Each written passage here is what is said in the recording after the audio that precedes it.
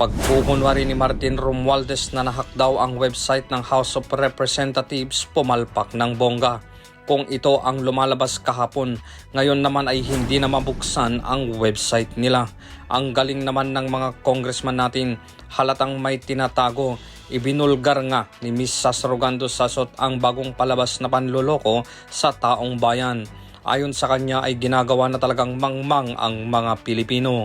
Pinapalabas na nahak kunwari ang website para mabilis sabihin sa taong bayan na nawala na ang mga records ng kanilang paggasta sa kaban ng bayan para ito naman ay mapagtakpan ang kanilang mga kagagawan.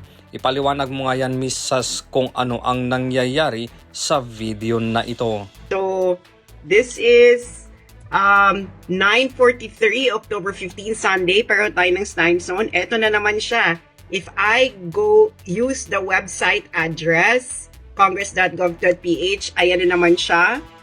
Pero, pag yung direkta ako ng IP address nila, hindi siya hack page. Gets nyo?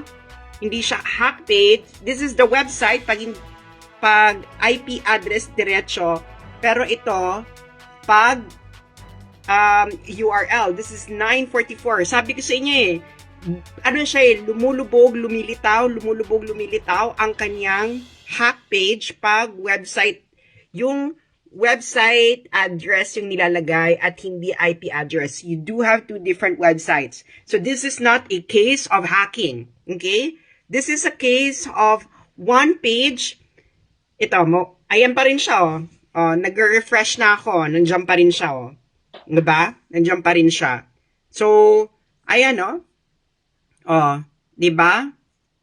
So, ayan pa rin siya, diba? Nag-refresh na ako, ilang beses na ako nag-refresh. Tapos, tingnan nyo mawawala uli yan, Mawawala uli yan. Tingnan natin kung gaano katagal naka-up yung hack version ng page. Kasi ito yung hindi hack version. Okay?